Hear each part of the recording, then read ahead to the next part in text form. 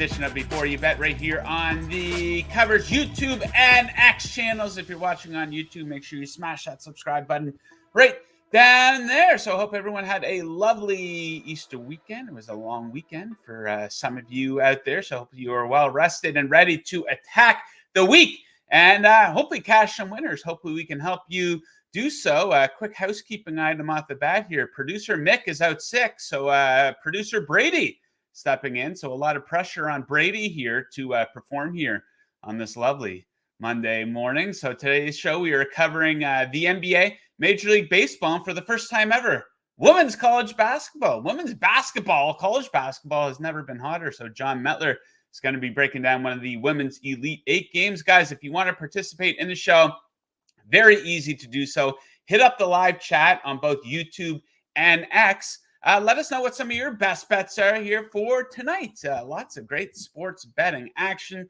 So fired up that Major League Baseball is back. Ryan Graham checking in. He says, let's go, Joe. Let's go, Ryan. Let's kick some ass here today. So we are starting with basketball today. Let's bring in our guy, the Magic Man, Jon Metler. We call him the ass man around here. There he is. Johnny, how are we making out? You have a good weekend? Great weekend. 3-0 start for the Detroit Tigers, and the Magic picked up a win after losing back-to-back, so that was good. Yeah, I had a good weekend. I was up around 6 a.m. yesterday. I have two young sons. I'm sure any fellow parents watching can relate. The kids get excited for those Easter egg hunts. We had a fun day. We were tired, but we did have a fun day. Okay, so going to try out a little bit of a new segment here for the NBA on today's show. Going to call it NBA Trend Tracking. So what it's going to be is I'm going to share my favorite trends of the night in the NBA. You guys know I'm a trend guy. I often share these on my X account and get good engagement. So let's share it on the show. I'll provide a little bit of context, and I'll also share if I needed to play one of these, which one I would make. And we have some absolute monster trends in play tonight for the NBA. Let's start with John's Orlando Magic. They are a monster favorite at home. They're favored by 16 points against the Trailblazers. And here's the thing. They are 17-5 against the spread as a home favorite this season. Absolutely cleaning up in the spot. Now, you might say, well, how many times have they been a 16-point favorite in those games? None, actually. But they've been good as a big favorite. They're 7-1 against the spread as a double-digit favorite this season. This is the biggest favorite that they had been all season, but they don't play down to the competition. So pretty good spot there for the Magic. Now check out this one for the Celtics, another big number. They are 30-9 against the spread in the first half on the road this season. They're favored by 10.5 in the first half in Charlotte. That's a monster number for a first half spread. Since the All-Star break, Boston is first in first half points. Charlotte is dead last. We got to keep in mind, though, Porzingis and Brown questionable for the Celtics. Then we look back to this one that I've been talking about for the past couple of weeks. The Pacers, they've gone under in 17 of their last 19 games when the total is set below 240.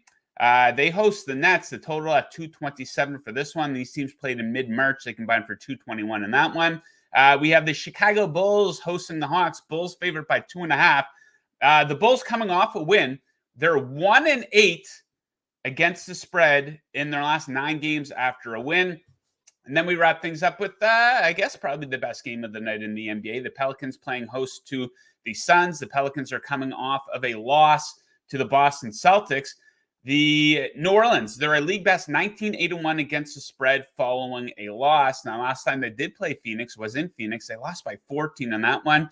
So maybe a double revenge spot here for the Pelicans. Now, if I needed to play one of these, John, I would be backing your Orlando Magic. Great scheduling spot for the Magic. They've been at home forever. This is the last of an 8-game homestand for them. They're off tomorrow. Like I said, they don't play down to the competition, so it is a monster number. But look at this number here for Portland. You don't even recognize a lot of the guys who are going to be on the court for them. Anthony Simon's out. Jeremy Grant appears. I don't think he's going to play again this season. Why would he at this point? So, yeah, it's a monster number. The biggest favorite the Magic have been all season. But if I needed to back one of those trends, it probably would be that one. I don't mind that Celtics first half either, even though Brandon Porzingis might be out. Any of those trends stand out to you, pique your interest at all? Definitely the Magic one. Just like you said, they don't play down their competition. They were, I think, 13.5 against the Grizzlies on Saturday, and they absolutely blew them out.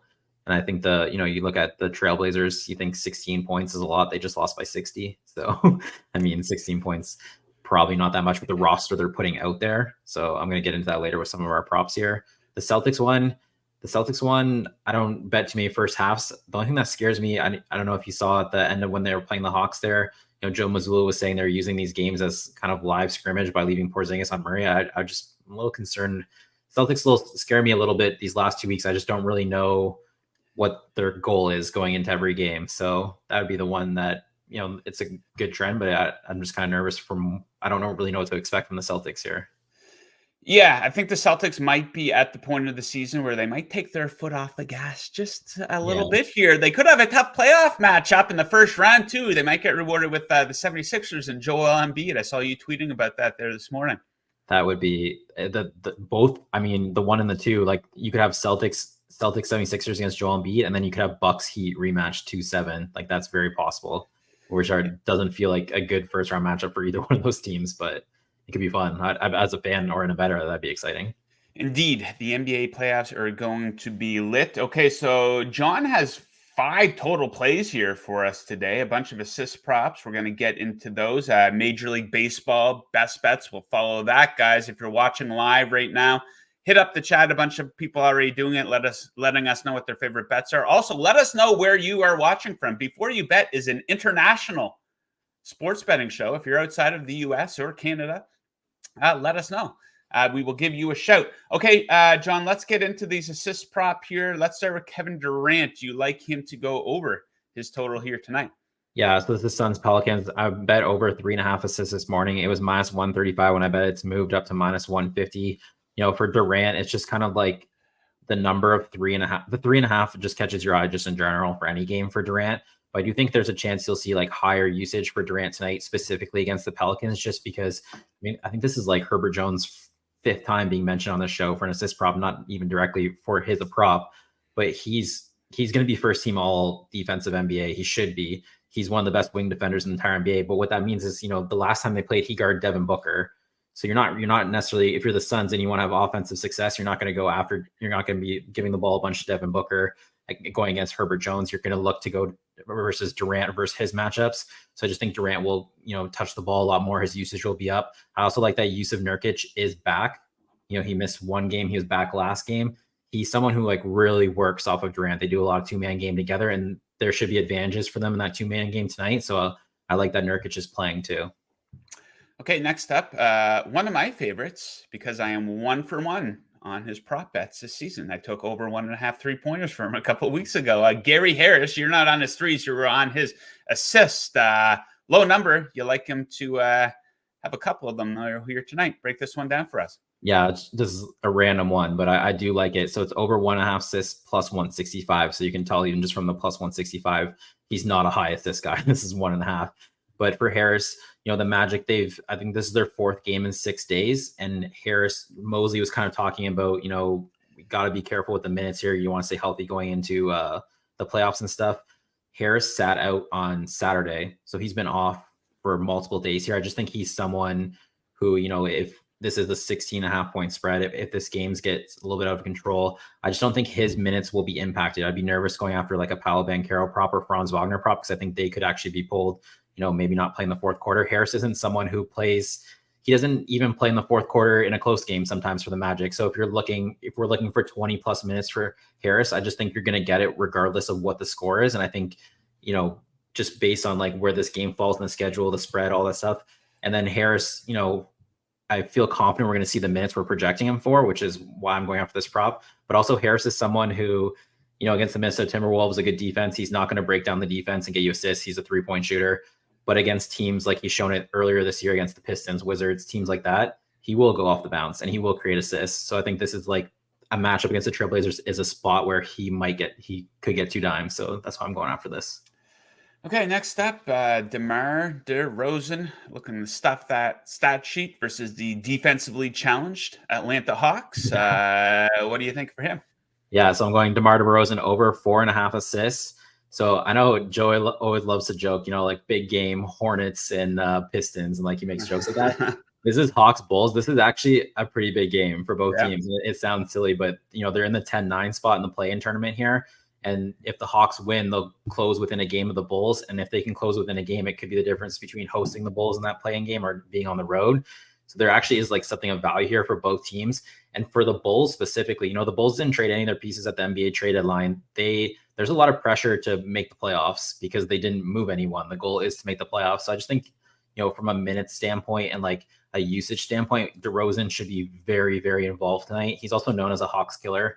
So, and then, just from it, when you look at his teammates, the Hawks defense, like Joe said, it's pretty non-existent. So just when you are setting up your teammates for potential assists, they should convert at a pretty good rate here against the Hawks. So at 4.5 minus 135, I like the over. Okay, final assist prop here. Another former Raptor who's thriving in his new role, Delano Banton, Trailblazers. What do you like for him? Yeah, so Delano Banton. So just as we come down the stretch here, I think projecting minutes is a big part of player props for the NBA, but it's going to get a little tougher just because teams are, we're only 2 weeks left here. So teams are going to start to rest guys and stuff. Delano Banton, I think, I saw it when Trailblazers lost by 60 points to the Heat. He played 30 minutes. And that was just like an attention grabber for me, because to me, that tells me, regardless of the score here, the Trailblazers, and they are 16.5-point dogs. That's why it's relevant, is regardless of the score, I think the Trailblazers are just playing him 30 plus minutes a night to see what he is capable of. And like, we just want to see what we have in this guy, and that we're going to use the rest of the season to see that. So I just don't think, whether the Trailblazers are down 30, 40, 20, I think Banton's just coming off the bench and he's going to get that 30 plus minutes we're projecting him for. And that's why I think there's like a guarantee to his minutes. And then for more specifically to his assist prop, Banton's very like boom or bust. You can go look at his assist numbers. It's like 0, 1, 2 or like 6, 7, 9. So I just think there's, his projection was 3.9. So the expected value was higher to go over 3.5 versus 2.5. He's mostly trading at 2.5. This is an alternate total. I just think I would much rather go after the alternate total, especially with the type of player he is. And the numbers say it's the better play anyways. Okay, let's shift gears to a different type of basketball, women's college hoops. It's never been hotter. And women's college basketball, I think they have a lot going for them compared to men's college basketball. First and foremost, there seems to be a lot of star power. And a lot of that seems to be around the idea that the women stick around to play for a couple seasons, right? Absolutely. So you can get to know them and they can kind of build team unity and stuff like that. Whereas in men's college hoops, if you're a big time player, you're sticking around for 1 year and that's it. And you can't really blame the guys. They're going to go after that payday in the NBA, and that's just how it works. But yeah, the women's game, we'll see if they can capitalize on this a couple of years down the road. You got to figure this bodes really well for the WNBA. But one of these big games here tonight, LSU versus Iowa. You have a money line pick for this game. What do you like? Yeah, I'm taking LSU. So probably not the most popular pick, but I also think that's why I'm getting the number I am. So I'm not going to, obviously my focus is NBA. I watch a lot of NBA. I'm not gonna pretend like I'm a women's college basketball expert here, but I do know these two teams and they're facing each other. So that's why I did kind of get involved here. This was the national championship last year. I'm a basketball fan. I obviously watched national championship. I also follow, Caitlin Clark, Angel Reese, all these girls. I know who these two teams. I just think I think what you might be seeing, everyone likes to bet on what they want to see happen. And I think there's a chance, I think more people want to see Iowa win and LSU lose.